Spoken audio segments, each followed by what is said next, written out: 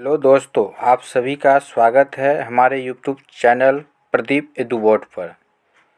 आप सभी को पता है कि बिहार में प्राथमिक एवं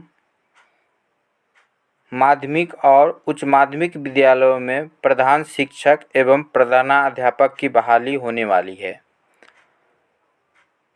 इन परीक्षाओं में 2 भागों से क्वेश्चन पूछे जाएंगे। प्रथम भाग से डीएलएड विषय से रहेंगे 75 मार्क्स का, और दूसरा भाग समान अध्ययन से 75 मार्क्स से क्वेश्चन पूछे जाएंगे। तो आज हम आप लोगों के लिए डीएलएड विषय से यूनिट 1 का चैप्टर लेकर आए हैं, जो सिलेबस की दृष्टि से जो है कवर किए हैं। तो आइए डीएलएड विषय के यूनिट 1 के अंतर्गत हम लोगों को क्या क्या पढ़ना है। इसके अंतर्गत हम लोगों को बच्चे तथा बचपन, जिसके अंतर्गत सामाजिक, सांस्कृतिक तथा ऐतिहासिक समझ के बारे में जानकारी लेंगे। बाल अधिकारों का संदर्भ उपेक्षित वर्गों से आने वाले बच्चों पर, साथ ही शिक्षा, विद्यालय और समाज, अंतर संबंधों की समझ, विद्यालय में समाजीकरण की प्रक्रिया, शिक्षा, सामान्य अवधारणा, उद्देश्य एवं विद्यालयी शिक्षा की प्रकृति। इसके अलावा शिक्षा को समझाने के विभिन्न आधार, दृष्टिकोण, ज्ञान की अवधारणा, दार्शनिक परिप्रेक्ष्य। बचपन मानव विकास की महत्वपूर्ण अवस्था है। मानव विकास की महत्वपूर्ण अवस्था क्या है? बचपन। प्रत्येक बच्चे के प्रथम 6 वर्ष से 12 वर्ष तक का काल बचपन कहलाता है। तो बचपन का काल कितना होता है? तो 6 वर्ष से लेकर 12 वर्ष तक। इस अवस्था में बच्चा एक कोरी स्लेट की भांति होता है, जिस पर कुछ भी लिखा जा सकता है। तो एक बच्चा कोरी स्लेट की भांति किस उम्र में होते हैं? तो 6 वर्ष से 12 वर्ष की अवस्था में। इस अवस्था के बच्चे का जो मस्तिष्क होता है, सोचने समझने की जो शक्ति होती है, एक बिल्कुल कोरी स्लेट की तरह होती है। प्रारंभ के प्रथम 2 वर्षों को शैशवावस्था कहा जाता है। यह बालक के निर्माण काल की अवस्था है, जिससे बच्चा बचपन में प्रवेश करता है। तो शैशवावस्था किस उम्र को कहेंगे? तो प्रारंभ के प्रथम 2 वर्षों को। बचपन में बच्चे अनुकरण द्वारा सीखते हैं। बच्चे बचपन में किसके द्वारा सीखते हैं? अनुकरण के द्वारा। चलिए आगे बढ़ते हैं।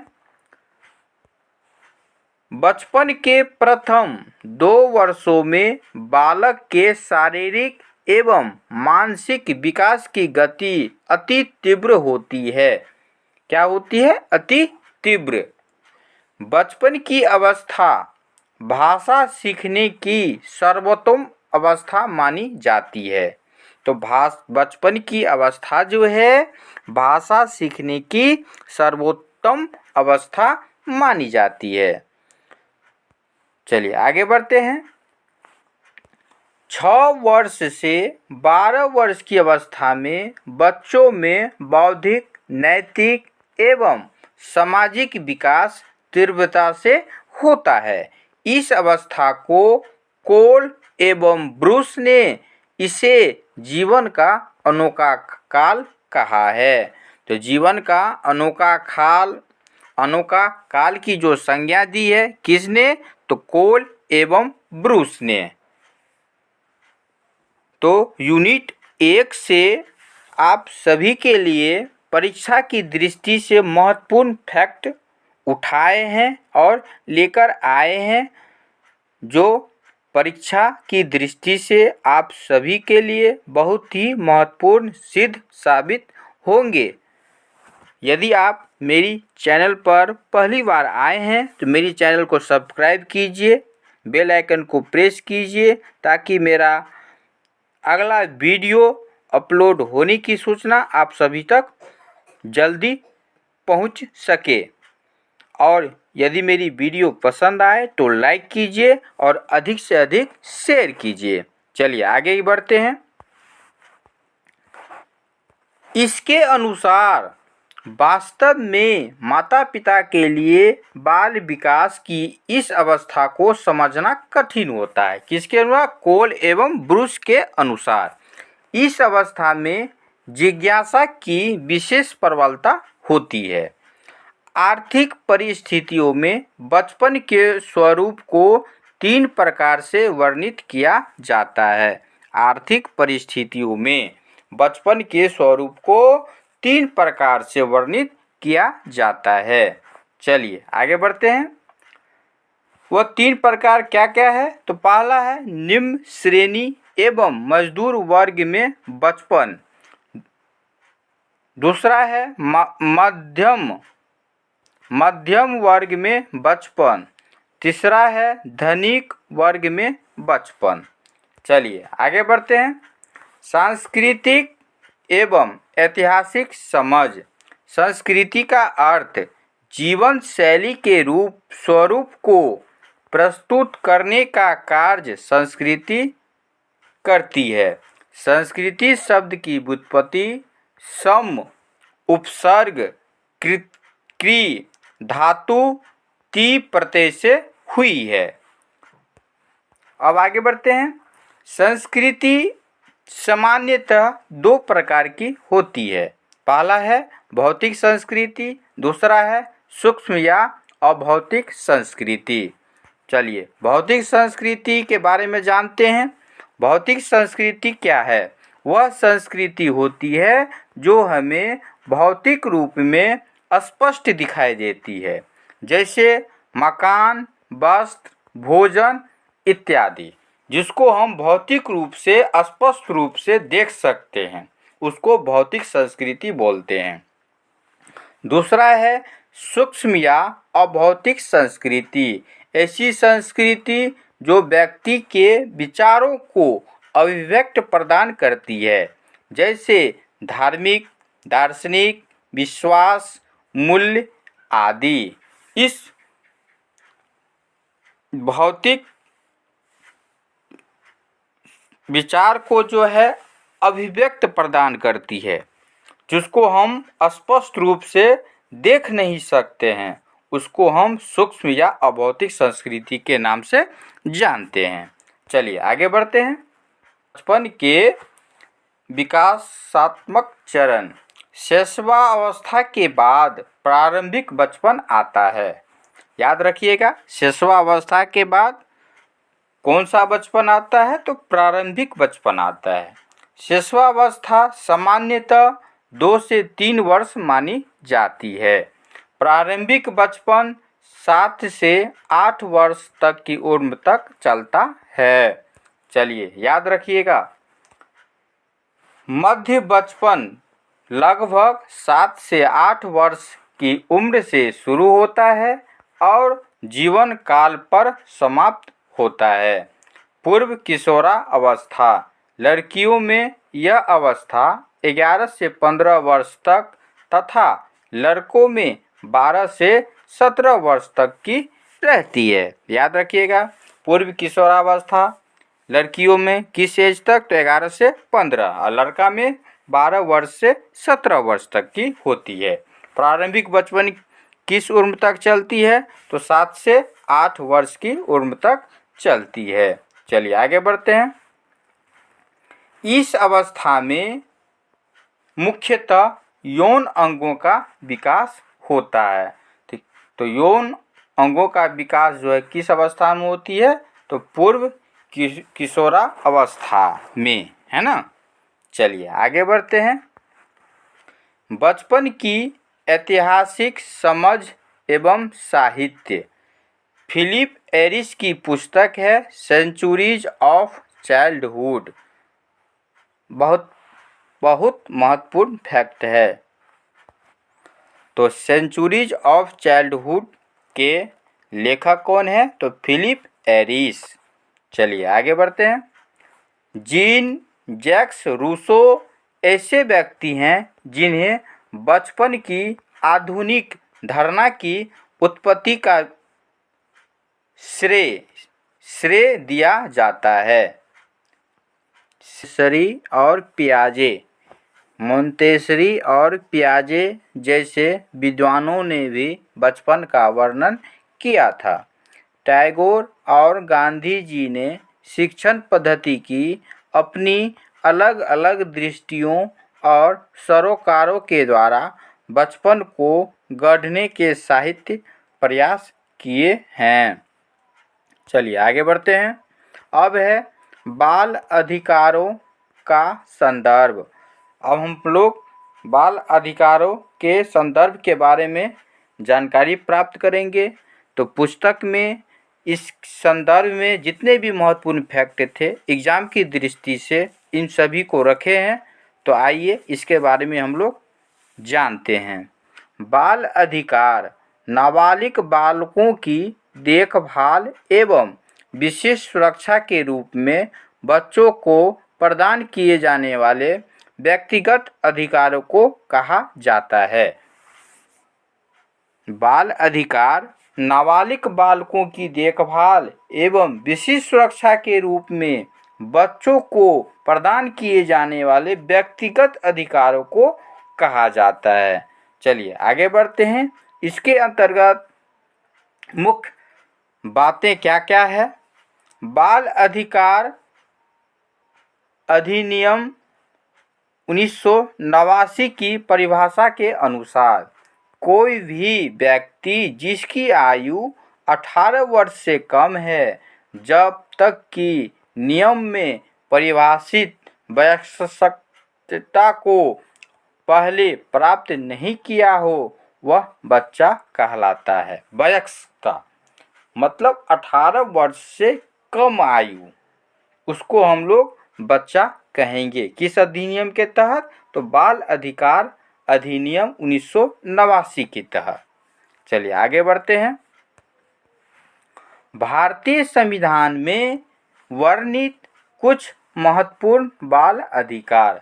हमारे भारत का जो संविधान है उस संविधान में भी बाल अधिकार से संबंधित कुछ अनुच्छेद दिए गए हैं, उनको सुरक्षा प्रदान किया गया है। तो आइए जानते हैं। अनुच्छेद 24 के अनुसार क्या कह रहा है कि 14 वर्ष की उम्र तक के बच्चे को किसी भी जोखिम वाले कार्य से सुरक्षा प्रदान करना। इसके अलावा क्या है आगे? अनुच्छेद 21A अनुच्छेद 21A के तहत जो है बालकों के लिए क्या है कि 6 वर्ष से 14 वर्ष की आयु समूह वाले सभी बच्चों को अनिवार्य एवं निःशुल्क प्रारंभिक शिक्षा का अधिकार प्रदान किया गया है। महत्वपूर्ण प्रश्न बनेगा कि 6 से 14 वर्ष की आयु समूह वाले सभी बच्चों को अनिवार्य और निःशुल्क प्रारंभिक शिक्षा का अधिकार किस अनुच्छेद के द्वारा प्रदान की गई है? तो अनुच्छेद 21A याद रखिएगा। अब आइए आगे बढ़ते हैं।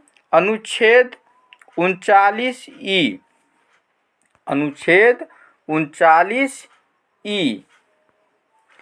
आर्थिक जरूरतों के कारण जबरन ऐसे कामों में भेजना जो उसकी आयु या क्षमता के उपयुक्त नहीं है, उनसे सुरक्षा का अधिकार प्रदान की गई है। किस एक्ट के तहत? तो अनुच्छेद 39E है ना। अब आगे बढ़िए। अनुच्छेद 14 में क्या है? तो समानता का अधिकार प्रदान की गई है। अनुच्छेद 15 जो है भेदभाव के विरुद्ध अधिकार की सुरक्षा प्रदान की गई है। अनुच्छेद 21 व्यक्तिगत स्वतंत्रता और कानून की सम्यक प्रक्रिया प्रदान की गई है। आगे बढ़ते हैं। अब अगला अनुच्छेद है अनुच्छेद 23, जबरन बंधुआ मजदूरी रखने के विरुद्ध सुरक्षा का अधिकार प्रदान की गई है। 20 नवंबर को बाल अधिकार दिवस के रूप में मनाए जाते हैं। किस दिन को? तो 20 नवंबर को। किस तिथि को बाल अधिकार दिवस के रूप में मनाए जाते हैं? तो 20 नवंबर को।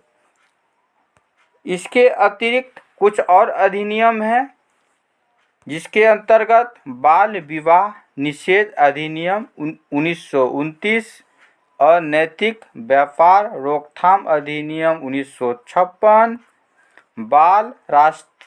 राष्ट्रीय बाल अधिकार संरक्षण नियमावली 2006, बाल अधिकार संरक्षण आयोग 2006। तो ये जितने भी अधिनियम या आर्टिकल्स हमारे भारतीय संविधान में स्पष्ट रूप से वर्णित है, इस आर्टिकल्स के द्वारा बाल अधिकारों को सुरक्षा प्रदान की गई है। तो आज का सेशन आप सभी के लिए बहुत ही महत्वपूर्ण होंगे, तो अंत तक बने रहें और यूनिट 1 का जितने भी महत्वपूर्ण फैक्ट थे उन सभी को एक एक करके मैंने रखा है और लास्ट में 50 प्रश्न भी लाए हैं इस यूनिट से, जिनको आप अब 2011 की जनगणना के अनुसार भारत की जनसंख्या में अनुसूचित जाति का प्रतिशत 16.66% है। उत्तर प्रदेश में सबसे अधिक अनुसूचित जाति की जनसंख्या है। तो प्रश्न पूछा जा सकता है कि किस प्रदेश में सबसे अधिक अनुसूचित जाति की जनसंख्या है? तो इसका राइट आंसर हो जाएगा उत्तर प्रदेश। वंचित वर्ग के प्रकार। चलिए आगे बढ़ते हैं। वंचित वर्ग को मुख्यतः 3 वर्गों में विभाजित किया गया है। पहला सामाजिक दृष्टि से वंचित, दूसरा आर्थिक दृष्टि से वंचित और तीसरा सांस्कृतिक दृष्टि से वंचित। चलिए सामाजिक दृष्टि से वंचित। सामाजिक दृष्टि से वंचित भारत में अनेक जातियां, जनजाति एवं जनजातियां पाई जाती है, जिनमें मुख्यतः ब्राह्मण, क्षत्रिय, वैश्य एवं शूद्र है। इन शूद्रों को निम्न जाति का माना गया है और देश में कुछ वर्ष पूर्व तक उन्हें स्पर्श करना ही अछूत माना जाता था।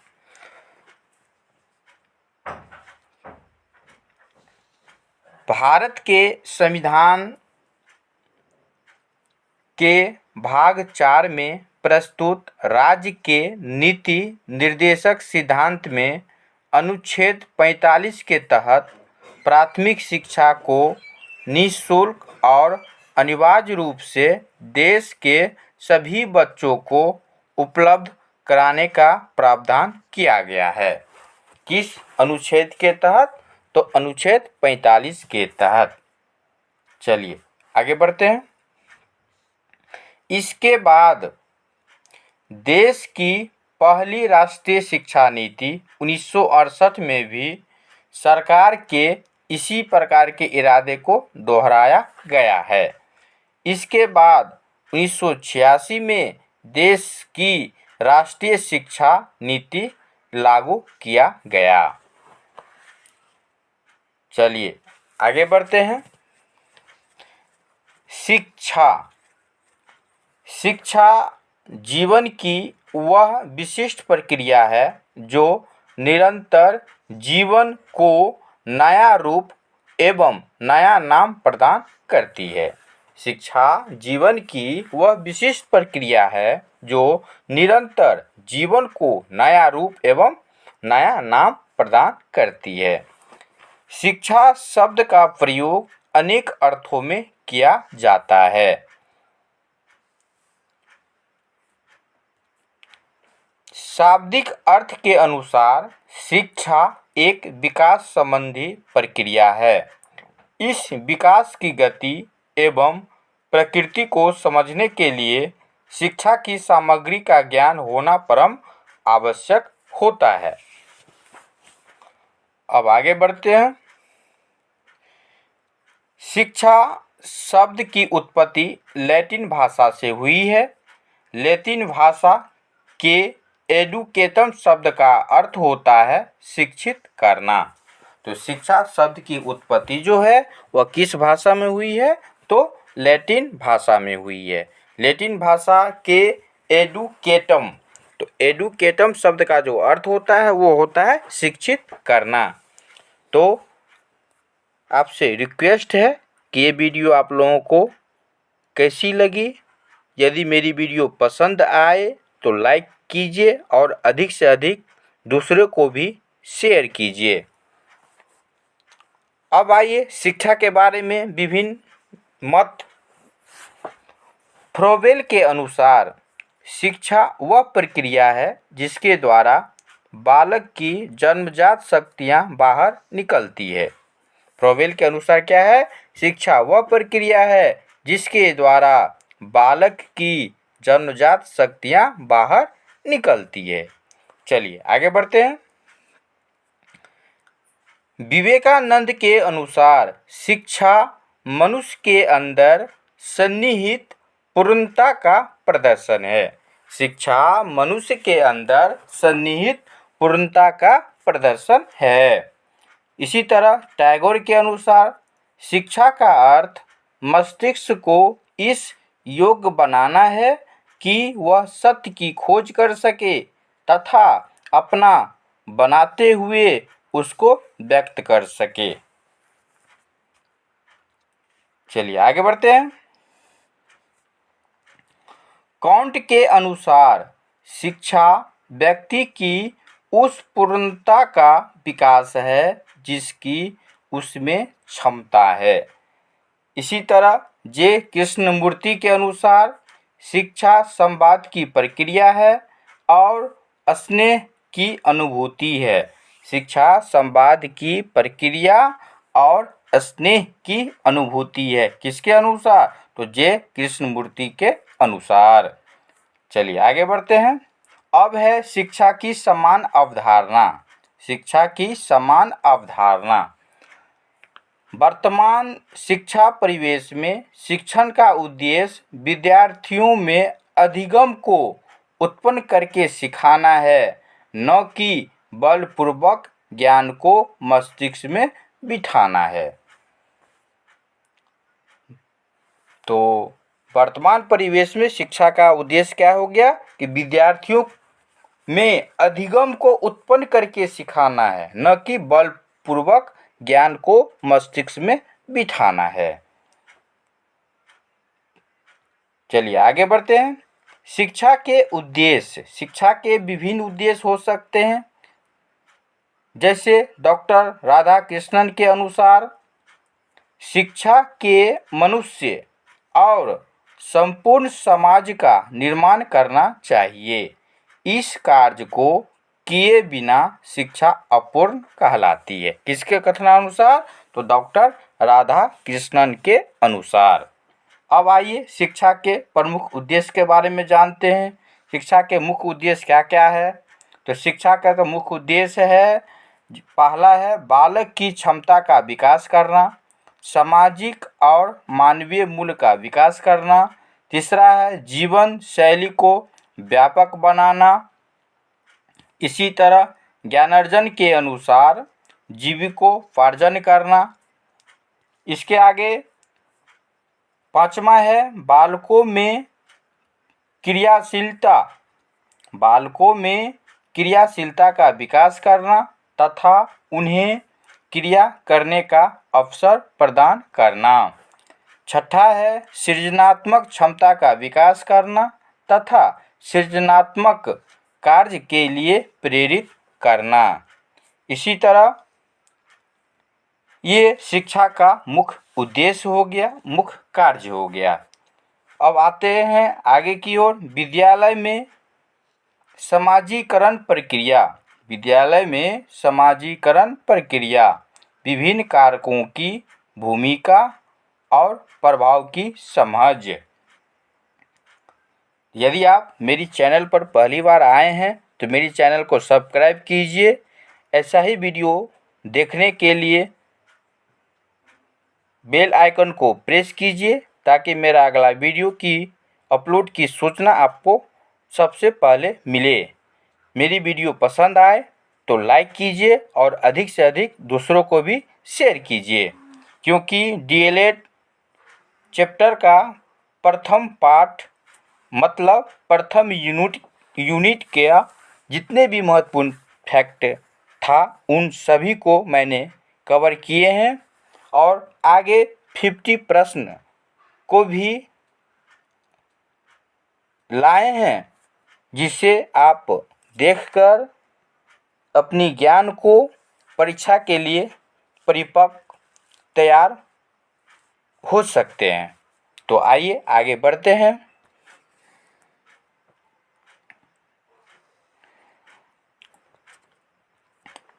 परिवार के बाद विद्यालय ही वह संस्था है जहां बच्चे का समाजीकरण होता है। परिवार के बाद कौन सी संस्था? तो विद्यालय, जहां बच्चे का समाजीकरण होता है। विद्यालय में ही बच्चे को मानसिक, सामाजिक और संवेदनात्मक विकास के लिए प्रेरणा मिलती है। कहाँ मिलती है? तो विद्यालय में। विद्यालय में ही उसे सामाजिक और सांस्कृतिक आदर्शों और मान्यताओं की शिक्षा प्राप्त होती है। कहाँ होती है? विद्यालय में। विद्यालय में ही उसे सामाजिक और सांस्कृतिक आदर्शों और मान्यताओं की शिक्षा प्राप्त होती है। कहाँ होती है? तो विद्यालय में। चलिए आगे बढ़ते हैं। सामान्यतः परिवार की अपेक्षा विद्यालय कहीं अधिक विस्तृत समाज है, जहां बच्चे अपनी आयु वर्ग के अन्य बच्चों के संपर्क में आते हैं, जहां उनका समाजीकरण तीव्र गति से होता है। यूनिट 1 का जितने भी महत्वपूर्ण फैक्ट था मैंने उसको लिया। तो अब आइए अभी तक जितने भी पढ़े हैं उसी से रिलेटिव कुछ प्रश्नावली लेकर आए हैं, जो प्रश्नों की संख्या टोटल कितना है? तो 50 है। चलिए आगे बढ़ते हैं। आज का पहला प्रश्न है, शिक्षा का अधिकार देश में कब लागू हुआ? जिसका ऑप्शन है ए अप्रैल 2010, अप्रैल 2012, ऑप्शन सी अप्रैल 2009, ऑप्शन डी जून 2010। तो शिक्षा का अधिकार देश में कब लागू हुआ? तो अप्रैल 2010 में इसका राइट आंसर हो जाएगा। चलिए आगे बढ़ते हैं। आज का सेकंड प्रश्न है, संविधान के किस भाग में नीति निर्देशक तत्वों का वर्णन है? आप सभी को जानते होंगे कि संविधान के किस भाग में नीति निर्देशक तत्वों का वर्णन है? तो इसका ऑप्शन हो जाएगा सी, भाग 4 में। भाग 4 में जो है राज्य के नीति निर्देशक तत्वों का वर्णन है। ऑप्शन सी इसका राइट आंसर हो जाएगा। चलिए आगे बढ़ते हैं। दक्षिण भारत में दलित चेतना के विकास का श्रेय किसे दिया जाता है? जिसका ऑप्शन ए है वासव, बी है पुंडरीक, सी है हेमंतराव और डी है ललितादित्य। तो इसका राइट आंसर हो जाएगा ऑप्शन ए वासव। दक्षिण भारत में दलित चेतना के विकास का श्रेय वासव को दिया जाता है। चलिए आगे बढ़ते हैं। किस वैज्ञानिक ने बचपन को जीवन का अनोखा काल माना है? किस वैज्ञानिक ने, जिसका ऑप्शन ए है जीन पियाजे, बी वाइगोत्स्की, सी कोल एवं ब्रूस, डी सिगमंड फ्राइड। तो कोल एवं ब्रूस ने बचपन को जीवन का अनोखा काल माना है। इसका राइट आंसर सी हो जाएगा। चलिए आगे बढ़ते हैं। सेंचुरीज ऑफ चाइल्डहुड नामक पुस्तक के लेखक कौन हैं? जिसका ऑप्शन ए है मैक्स वेबर, बी है फिलिप एरिस, सी है कोल एवं ब्रूस, डी है स्टीनबर्ग। तो इसका राइट आंसर हो जाएगा सेंचुरीज ऑफ चाइल्डहुड नामक पुस्तक के लेखक हैं फिलिप एरिस, जिसका right answer option number B हो जाएगा। क्या हो जाएगा? Option number B. चलिए आगे बढ़ते हैं। बच्चे के जन्म के प्रारंभिक 2 वर्ष खाली जगह कहलाते हैं। जिसका ऑप्शन ए है शिशुवावस्था, बी है प्रारंभिक बचपन अवस्था, सी है उत्तरा बचपन अवस्था, डी है बाल्यावस्था। तो बच्चे के जन्म के प्रारंभिक 2 वर्ष कौन सा अवस्था कहलाएगा? शिशुवा अवस्था। इसका राइट आंसर ए हो जाएगा। चलिए आगे बढ़ते हैं। शिक्षा के उद्देश्यों में क्या क्या आवश्यक है? क्या क्या आवश्यक है? समाज की आवश्यकता, बिल्कुल सही है। समाज की मान्यता, ये भी सही है। समाज के आदर्श, ये भी सही है। इसका राइट आंसर हो जाएगा उपयुक्त सभी, ये सभी। चलिए आगे बढ़ते हैं। समाजीकरण की महत्वपूर्ण संस्था नहीं है। कौन सी नहीं है? परिवार है, ऑप्शन बी समुदाय भी है, ऑप्शन सी विद्यालय भी है, ऑप्शन डी सरकार। ये नहीं, ये सरकार जो है समाजीकरण की महत्वपूर्ण संस्था नहीं है। तो इसका राइट आंसर हो जाएगा ऑप्शन डी। चलिए आगे बढ़ते हैं। बालक के समाजीकरण की प्रथम महत्वपूर्ण संस्था है।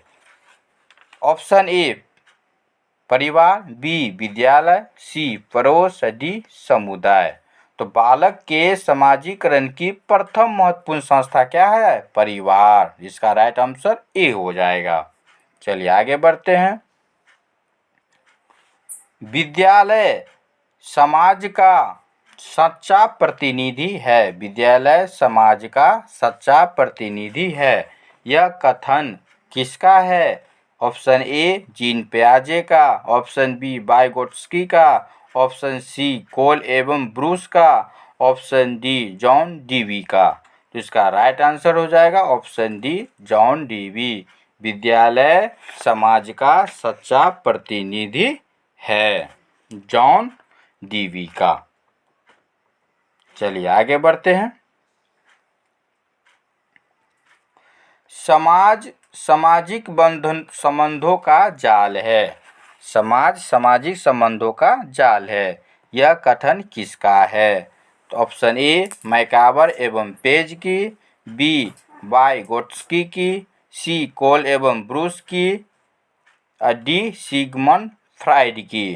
तो इसका राइट आंसर हो जाएगा ऑप्शन ए मैकावर एवं पेज की। क्या है? तो समाज सामाजिक संबंधों का जाल है। चलिए आगे बढ़ते हैं। विद्यालय शिक्षा का खाली जगह अभिकरण है। क्या है? औपचारिक है या निरौपचारिक है या अनौपचारिक है या इनमें से कोई नहीं। तो विद्यालय जो है शिक्षा का औपचारिक अभिकरण है। चलिए आगे बढ़ते हैं। कोठारी शिक्षा आयोग कब आया? Option A 1952, option B 1954, option C 1964 से 65, ऑप्शन डी 1968। तो कोठारी शिक्षा आयोग कब आया?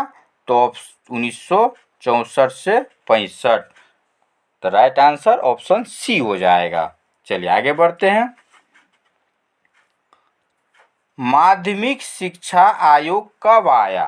तो माध्यमिक शिक्षा आयोग कब आया, जिसका ऑप्शन ए है 1954, बी है 1952, सी है 1964 और डी है 1986। तो माध्यमिक शिक्षा आयोग जो है 1952 में आया, जिसका राइट आंसर हो जाएगा ऑप्शन बी। पित्रोदा समिति का गठन कब हुआ, जिसका ऑप्शन ए है 2006, ऑप्शन बी है 2016, ऑप्शन सी है 2009, ऑप्शन डी है 2010। तो इसका राइट आंसर हो जाएगा ऑप्शन ए 2006। चलिए आगे बढ़ते हैं। सीखने की प्रक्रिया में परिवार के बाद सर्वोपरि स्थान निम्न में से किसका है?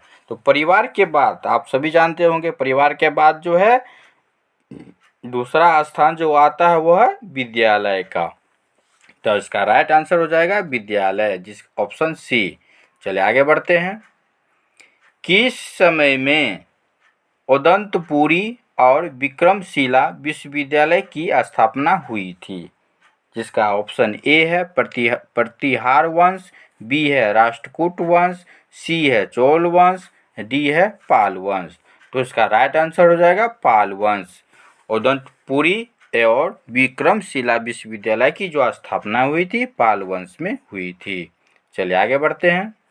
अब है हिंदू कॉलेज की स्थापना कब हुई? जिसका ऑप्शन ए है 1816, बी है 1817, सी है 1920, डी है 1918।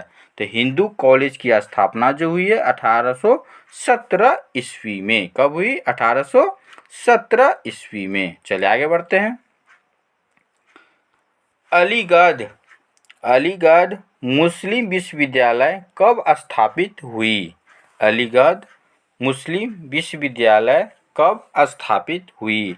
जिसका ऑप्शन ए है 1857, बी है 1918, सी है 1920, डी है 1921। तो अलीगढ़ मुस्लिम विश्वविद्यालय जो है 1920 ईस्वी में स्थापित हुई। किसी लोकतांत्रिक देश की सफलता निर्भर करती है? किसी लोकतांत्रिक देश की सफलता निर्भर करती है ए श्रेष्ठ नागरिकों पर, बी धार्मिक श्रेष्ठता पर, सी सामाजिक परिमार्जन पर, डी औद्योगिक विकास पर। तो इसका राइट आंसर हो जाएगा ऑप्शन ए श्रेष्ठ नागरिकों पर। चलिए आगे बढ़ते हैं। शिक्षा परिवर्तन का एक साधन है। यह कार्य समाज में निम्न में किसके द्वारा किया जाता है? तो आइए, इसका ऑप्शन ए है परिवार द्वारा, बी है धार्मिक समूहों द्वारा, सी है सामाजिक एवं राजनीतिक संस्थाओं द्वारा, डी है ये सभी। तो इसका राइट आंसर हो जाएगा ये सभी। चलिए आगे बढ़ते हैं। शिक्षा के निम्न क्या उद्देश्य हो सकते हैं? ए बालक की क्षमता का विकास करना, बिल्कुल सही है। ज्ञानार्जन के अनुसार जीविकोपार्जन करना, ये भी सही है। सृजनात्मक क्षमता का विकास करना, ये भी सही है। इसका राइट आंसर हो जाएगा उपयुक्त सभी। चलिए आगे बढ़ते हैं। वैदिक साहित्य 8 विभिन्न रूपों से मिलकर बना है, उसमें शामिल नहीं है। क्या नहीं है? 6 वेद, 4 उपवेद, 4 ब्राह्मण और दर्शन की 6 प्रणाली। तो वेद की संख्या कितनी है? तो 4 ना। तो यहाँ पर 6 वेद की चर्चा की गई है, इसीलिए यह गलत हो जाएगा। चलिए आगे बढ़ते हैं। शिक्षा द्वारा एक पीढ़ी से दूसरी पीढ़ी के लोगों का दूसरी पीढ़ी के लोगों में सांस्कृतिक का संक्रमण करते हैं ताकि वे उसका संरक्षण कर सके और संभव हो तो उसकी उन्नति कर सके। निम्न में से यह कथन किसका है? जिसका राइट आंसर हो जाएगा ऑप्शन ए, जिसमें देखिए जीन पियाजे का कथन है, या फ्रोवेल का है, या कोल एवं ब्रूस का है, या सुकरात का है। तो इसका राइट आंसर हो जाएगा फ्रोवेल। चलिए आगे बढ़ते हैं। विद्यालय एक ऐसा विशिष्ट वातावरण है जहां बालक के वांछित विकास की दृष्टि से उसे विशिष्ट क्रियाओं तथा व्यवसायों की शिक्षा दी जाती है। यह कथन किसका है? जिसका ऑप्शन ए है जीन पियाजे का, बी वाजकोट्स्की का, सी कॉल एवं ब्रूस का, डी जॉन डीवी का। तो इसका राइट आंसर हो जाएगा जॉन डीवी। जॉन डीवी ने कहा था कि विद्यालय एक ऐसा विशिष्ट वातावरण है जहां बालक के वांछित विकास की दृष्टि से उसे विशिष्ट क्रियाओं तथा व्यवसायों की शिक्षा दी जाती है। चलिए, किस चार्टर अधिनियम के तहत ब्रिटिश भारत में ईसाई मिशनरियों को धर्म प्रचार की अनुमति दी गई? तो चार्टर अधिनियम 1813, चार्टर अधिनियम 1835, चार्टर अधिनियम 1909, चार्टर अधिनियम 1854। तो इसका राइट आंसर हो जाएगा चार्टर अधिनियम 1813 के द्वारा क्या हुआ? ब्रिटिश भारत में ईसाई मिशनरियों को धर्म प्रचार की अनुमति दी गई। चलिए आगे बढ़ते हैं। अब आइए, वर्धा शिक्षा योजना कब प्रकाशित में आया? 1936 में, 1937 में, 1944 में, या 1934 में? तो वर्धा शिक्षा परियोजना योजना कब प्रकाशित में आया? तो इसका राइट आंसर हो जाएगा ऑप्शन बी 1937 में। चलिए आगे बढ़ते हैं। भारतीय शिक्षा का मैग्ना कार्टा किसे कहा जाता है? तो भारतीय शिक्षा का मैग्ना कार्टा, जिसका ऑप्शन ए है, वुड डिस्पैच को कहा जाता है। चलिए याद रखिएगा, बहुत महत्वपूर्ण क्वेश्चन है। वीडियो कैसी लगी ज़रूर कमेंट करके बताइए। वीडियो पसंद आए तो लाइक कीजिए और अधिक से अधिक दूसरे को भी शेयर कीजिए। इसी तरह का वीडियो देखना है तो मेरे चैनल को सब्सक्राइब कर लीजिए और बेल आइकन को प्रेस कर लीजिए। इस डीएलएड चैप्टर का सेकेंड यूनिट बहुत जल्द आपके लिए लेकर आएंगे। चलिए आगे बढ़ते हैं। 1817 में हिंदू कॉलेज की स्थापना कहाँ हुई? तो हिंदू कॉलेज की स्थापना कहाँ हुई? तो सबसे पहले ये आपको ये याद रखना है कि हिंदू कॉलेज की स्थापना कब हुई? तो 1817 में। अब कहाँ हुई? तो कलकत्ता में, याद रखेंगे। चलिए आगे बढ़ते हैं। 30 क्वेश्चन। किसके द्वारा 1875 में अलीगढ़ मुस्लिम एंग्लो ओरिएंटल कॉलेज की स्थापना की गई? कब? 1875 में। कौन सा कॉलेज? तो अलीगढ़ मुस्लिम एंग्लो ओरिएंटल कॉलेज की स्थापना सर सैयद अहमद के द्वारा किया गया। तो वही ओरिएंटल कॉलेज 1920 में जाकर अलीगढ़ मुस्लिम विश्वविद्यालय बना। चलिए आगे बढ़ते हैं। किसके अनुसार शिक्षा का अर्थ संप्रेषण एवं संवाद है, न कि ज्ञान का हस्तांतरण? किसके अनुसार? जिसका ऑप्शन ए है पॉल फ्रेरे का, या वाइगोट्स्की का, या कोल एवं ब्रूस का, या सिगमंड फ्राइड का। तो इसका राइट आंसर हो जाएगा ऑप्शन ए पॉल फ्रेरे का। चलिए आगे बढ़ते हैं। शिक्षा शब्द की उत्पत्ति किस भाषा से हुई? आप लोगों को बताए थे शिक्षा शब्द की उत्पत्ति वह लैटिन भाषा से हुई है ना। एडुकेटम याद रखिएगा। चलिए आगे बढ़ते हैं। शिक्षा मनुष्य के अंदर सन्निहित पूर्णता का प्रदर्शन है। यह कथन किसका है? तो आप सभी को पता है, बताए थे ऊपर में कि शिक्षा मनुष्य के अंदर सन्निहित पूर्णता का प्रदर्शन है। किसका कथन है? तो स्वामी विवेकानंद का। चलिए आगे बढ़ते हैं। मजदूर बस्तियों में बालकों के लालन पालन हेतु व्यवस्था की जाती है। क्या की जाती है?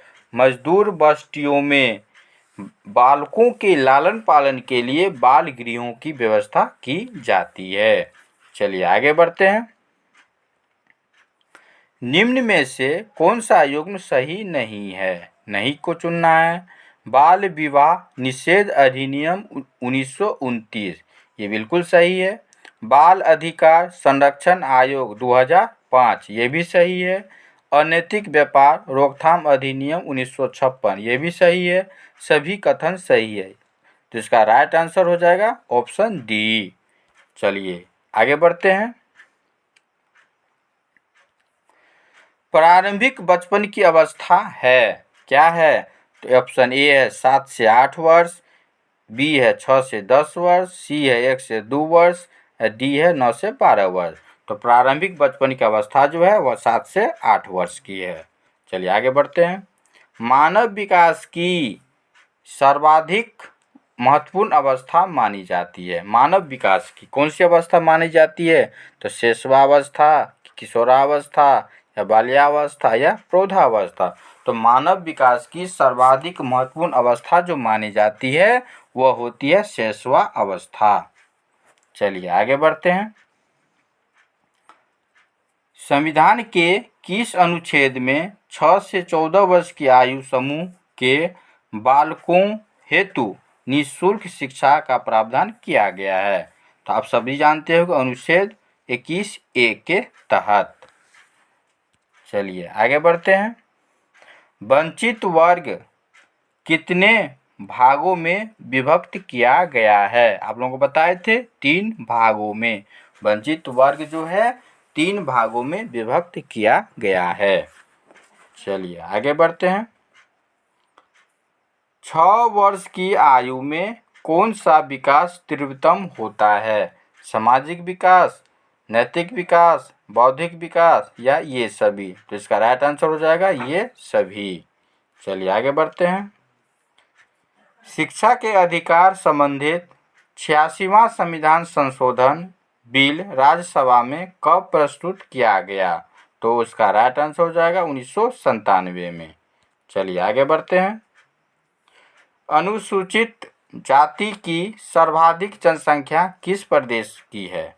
तो आप लोगों को बताए थे कि अनुसूचित जाति की सर्वाधिक जनसंख्या जो है वह उत्तर प्रदेश में है। चलिए आगे बढ़ते हैं।